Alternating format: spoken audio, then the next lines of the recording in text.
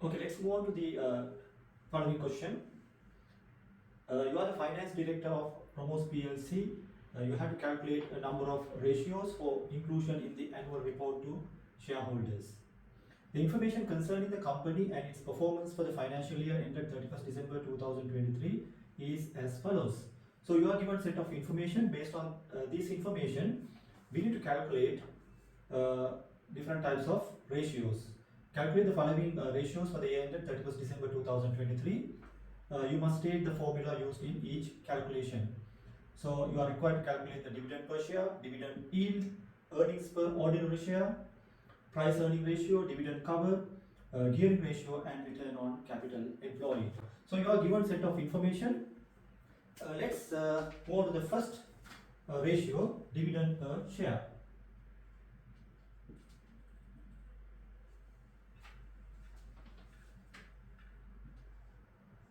So how do you calculate dividend per share? It's basically you need to find out the dividend paid amount divided by number of shares. Okay, so dividend paid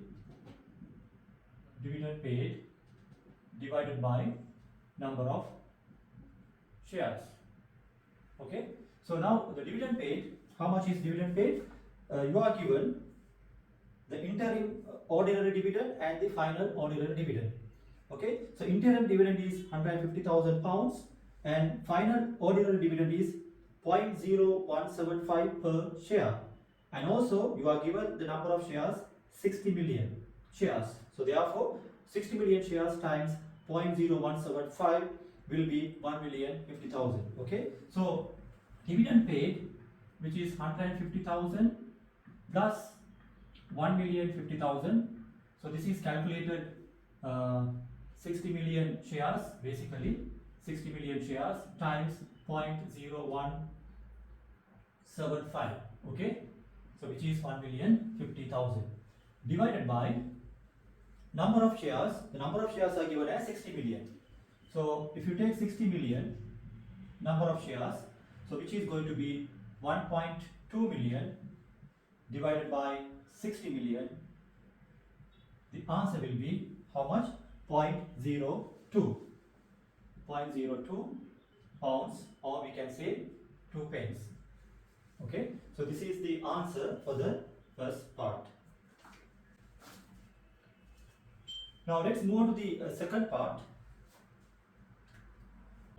dividend yield. So second part is dividend yield. How do you calculate dividend yield? Basically, you need to take the dividend paid amount divided by the market price. Okay, dividend paid divided by market price times 100. That will give you the dividend yield. Now, basically, this dividend yield is taken as a percentage of the market price. This basically indicates the income potential of the investment. So in other words, how much cash flow a person will get for each dollar invested. Okay, so this is what we calculate under dividend yield. Now as you can see, now we calculated dividend per share as 0.02. The first part we calculated dividend per share 0.02. And also you are given the market price as 1.6 times 100, that will be your dividend yield. So which is going to be 1.25% will be the dividend yield. Okay, so this is the second part. Then we'll move on to the third question, earnings per ordinary shares. Next question is earnings per ordinary shares. So third one,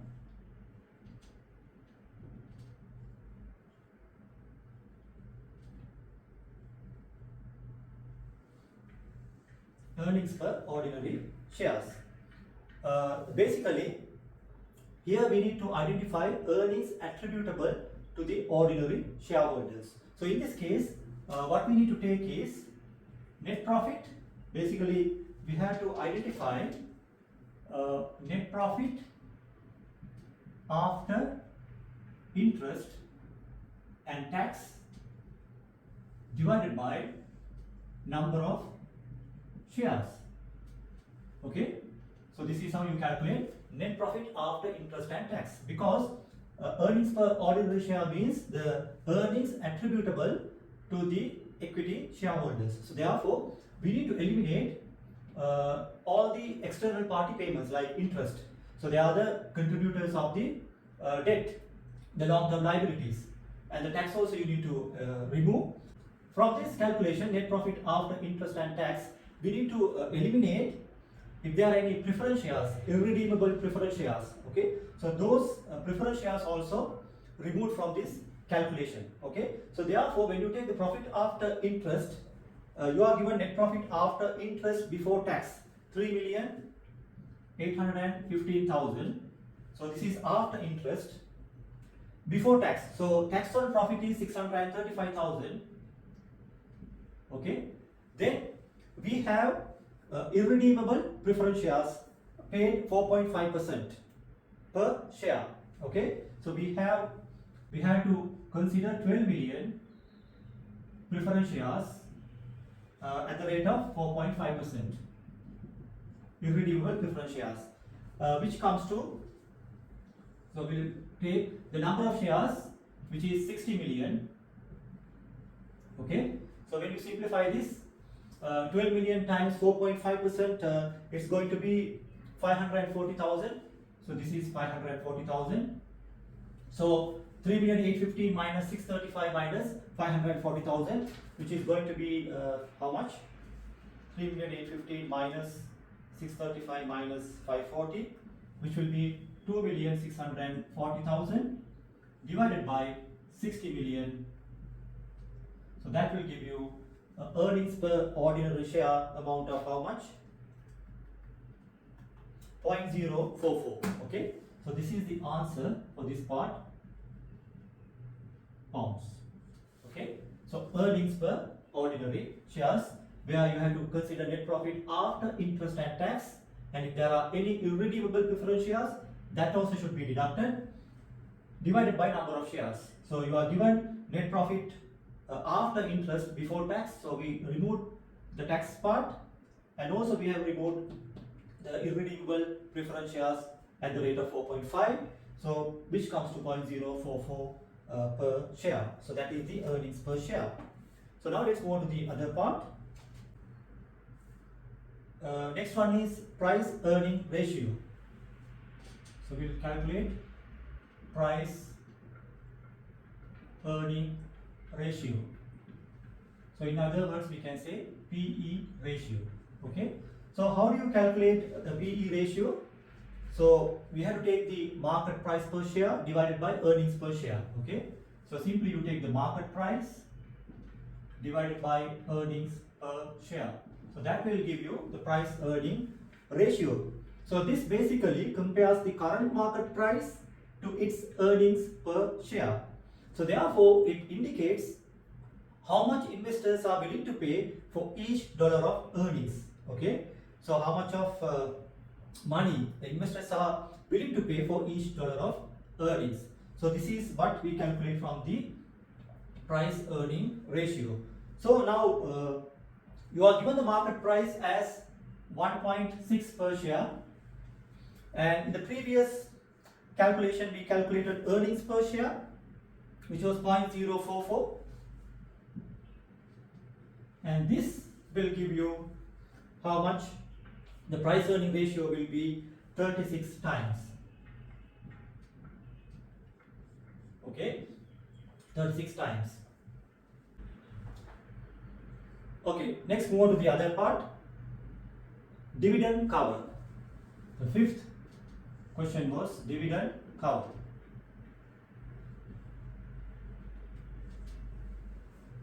So dividend cover, how do you calculate dividend cover? Which is earnings per share divided by dividend per share. Simply you take the earnings per share divided by dividend per share. So we have already calculated earnings per share and also the dividend per share. So this will give you dividend cover. Basically it indicates how many times a company can cover its dividend payment with its earnings.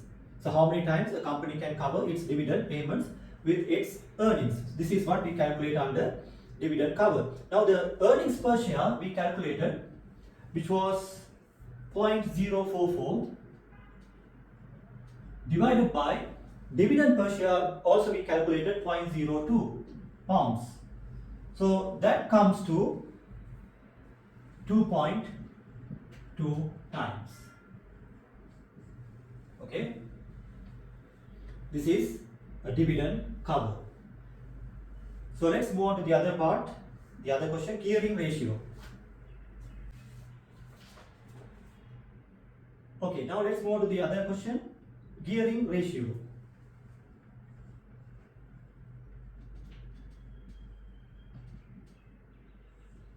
So how do you calculate gearing ratio?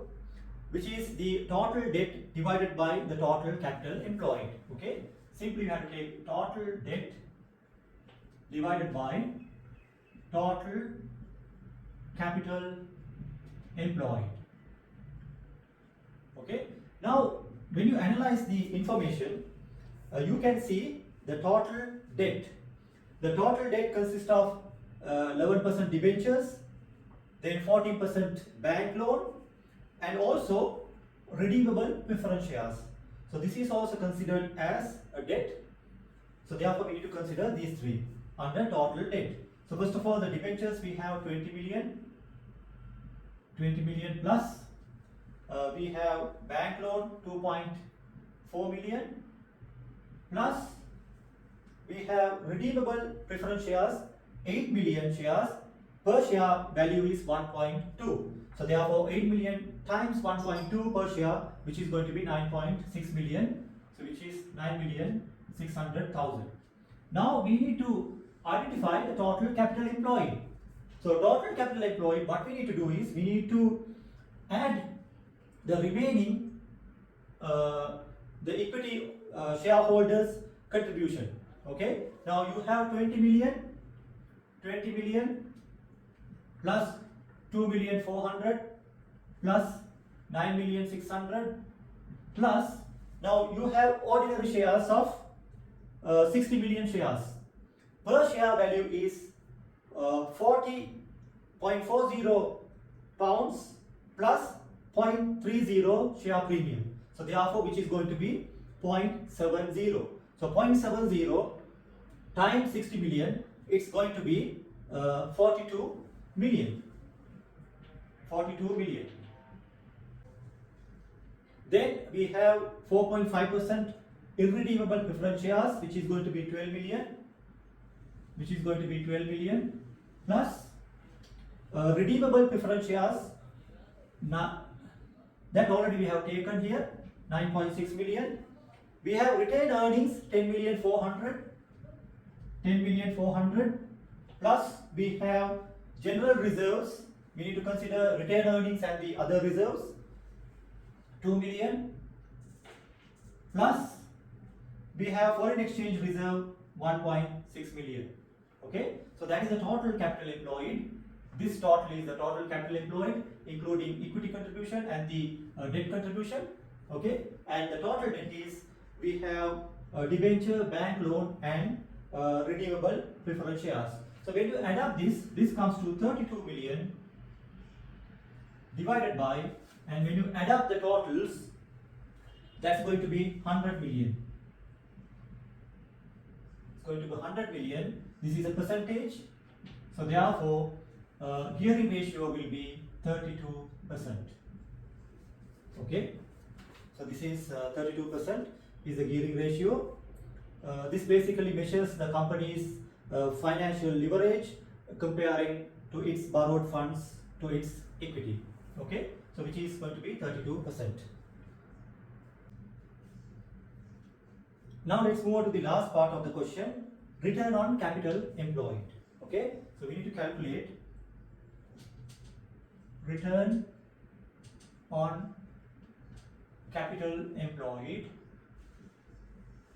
We call it ROCE. So here we need to identify the net profit before interest and tax, okay, divided by total capital employed, okay. So we need to identify net profit before interest and tax divided by total capital employed. So this part we already calculated the previous question, 100 million, okay. The total capital employed is 100 million and we need to identify the net profit before interest. So why we have to take before interest? This is the return on the total capital employed.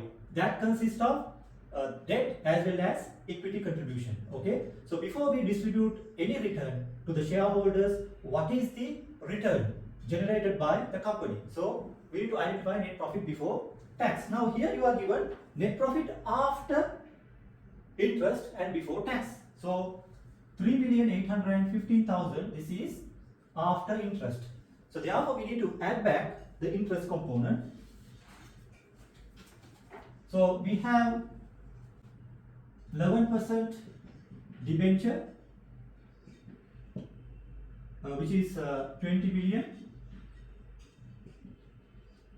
Then we have 14% bank loan, which is 2,400,000. Then we have redeemable preference shares, 4%, okay, redeemable preference shares, which is going to be 9 million, 9.6 million, okay. So we need to add back the interest component on this. Since we are given this is after interest, we need to add back all these interest payment, okay. So when you take 11% on 20 million, which is going to be 2.2 million, and here 14% bank loan, which is going to be 336,000. Then 4% on 9.6 million, which is going to be 384,000. So we need to add back this interest to identify the net profit before interest, okay. So 2.2 million to be added, then 336,000 to be added back, plus 384,000 to be added back, okay. So that times 100 will give you the return on capital employed, or ROCE. So let's add up this. 3,815 plus 2,200,000 plus 336 plus 384, which is going to be 6,735,000 divided by 100 million times 100, which is going to be